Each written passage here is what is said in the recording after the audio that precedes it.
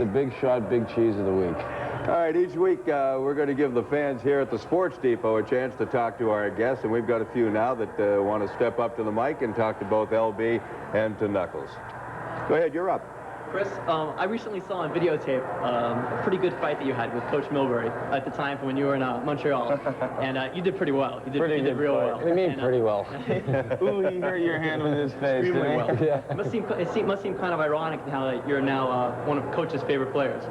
Well, I don't know, go as far as say a favorite player. I mean, I'm just another guy on the team, but he's shown faith in me and put me, like I said before, put me in certain situations that I hadn't been used to before, killing penalties and stuff like that. And, you know, what happened is in the past between us, and he knew what type of player I was on the ice, and he respected me for that, and I respected him when he was a player, for his hard work and how long he played in the league. And just because he hit me with his jaw and my fist a couple times, and you know, that's the way it goes. All right, thank you. LB, you played with Mike. How different a coach is he, demeanor, from when he was a player, or is there no difference? Well, no, there's definitely a difference. I mean, yeah, it's a tough thing to make that transition.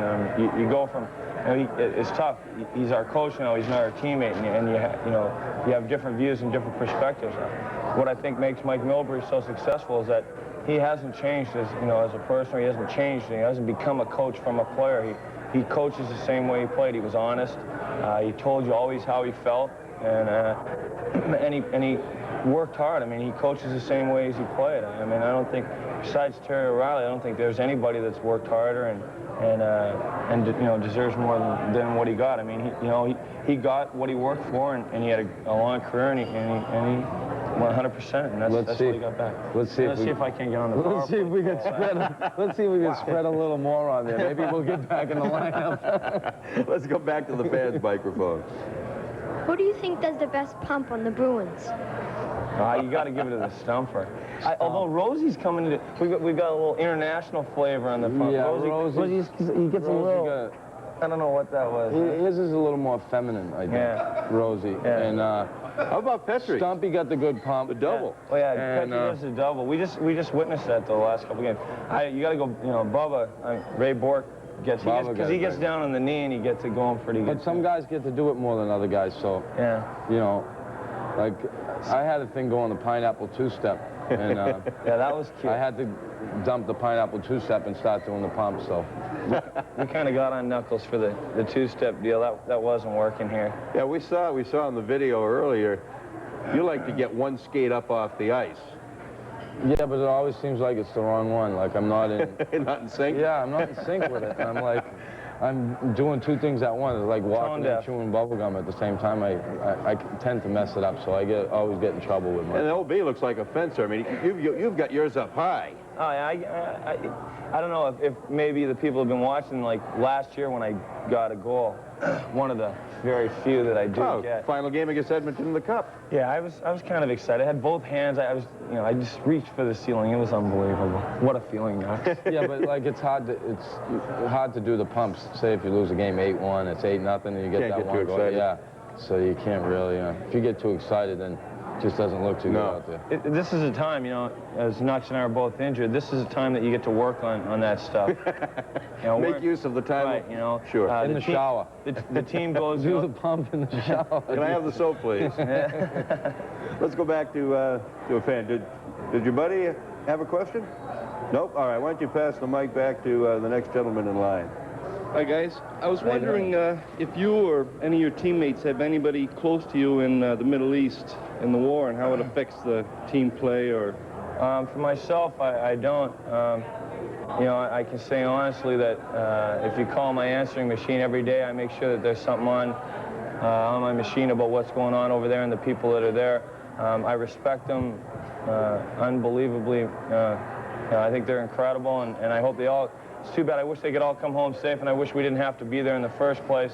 You know, Nux, I know that he's from the States, and, you know, I'm sure you know. Yeah, I don't have any people over there. I probably know someone down the line there, but it's as far as having an effect on the team's play or anything like that, it doesn't. I think as far as the guys thinking about it at times when things happen, we talk about it and speak about it, but it's like any other sector of, in the private sector, people talk about it at work, and, you know, it's the same thing for us. We get there and we speak about it, but I don't know anybody there, and, you know, I just wish and hope that everybody will be able to come home from this and be, you know, be healthy. Yeah, right. I think more than anything, too, is that when you play, you try and I mean, everybody thinks about it all the time. I mean, you can't not. It's on the news, and it's always there. And I think more than anything, we think that hopefully we'll help them. You know, that'll give them something to think about when they're in their times, you know,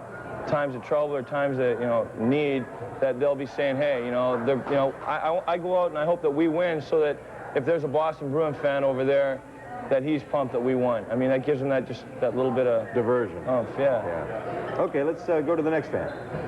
Chris, after 13 years in the league and looking towards retirement at some point, do you have any coaching aspirations? And Lyndon, would he make a good coach?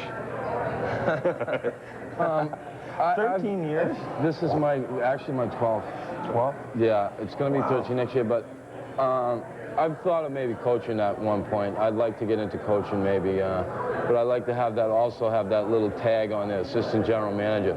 So like when you get fired, like you can just go upstairs instead of going out the door. Actually leaving the rink? Yeah, you know, so. It takes a little pressure off.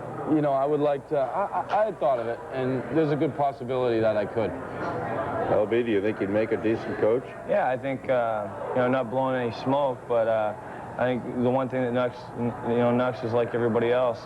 He works hard, and I'm sure that when he coaches, it would be the same. And as, you know, he's an honest guy. He tells you how he feels. At least, you know, the thing that is hard when coaches coach is that if they think things and they want to tell you something, but they don't tell you, and then you walk around the dressing room, or you go on the ice, or you go to practice, not knowing what your coach feels about you. I mean, you're there, you're trying to do your job, you're trying to work hard. If you're not doing the right thing, or he doesn't think you're doing the right thing, you need for your coach to come and tell you, so that you can do the right thing and you know what's going on.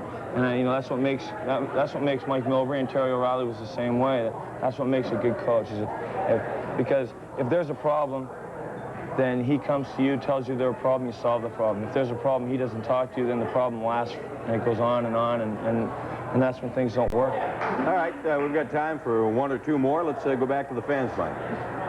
This actually is for Chris. We were kind of wondering, because you missed the NHL All-Star game, honing up your basketball skills, if you were going to make the NBA All-Star game instead. Yeah, I don't think so. Not the way I played that day. And, you don't got the vertical jump. I think you got white man's disease, huh? Yeah, you hit the boards well, but I come down and I stepped on someone's ankle, and it was just a freak thing. Actually, I'm a pretty good basketball player. We also were wondering when you guys are coming back. We miss you a lot, so any prognosis? Well, I get my cast off next Friday, and you know, I don't know how it works. I'm sure my ankle will be fairly stiff from not moving for 6 weeks, but 3 or 4 days of therapy and a week of practice, getting skated into the ice by our trusty assistant coaches, Teddy and Clarkie.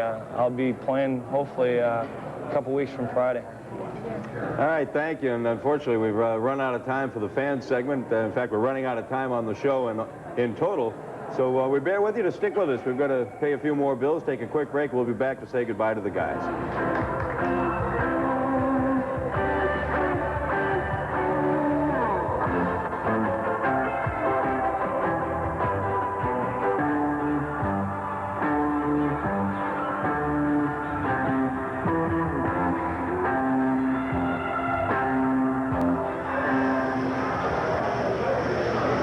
Obviously, we could have talked for hours, but we're out of time. Lyndon, Chris, get healthy, get back, and stay healthy this time. And thanks an awful lot for coming on today.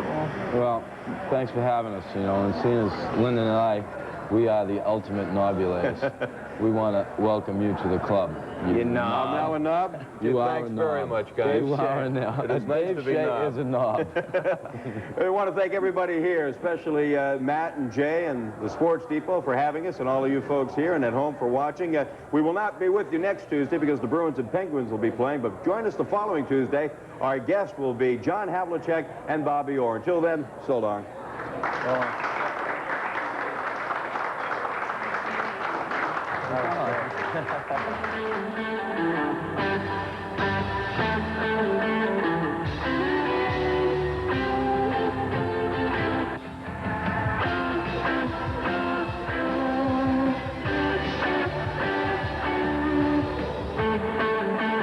Shots on Causeway has been brought to you by Budweiser, the king of beers, who reminds you friends know when to say when. And by 10K Thirst Quencher. Big Shots on Causeway is a presentation of PM Sports Enterprises.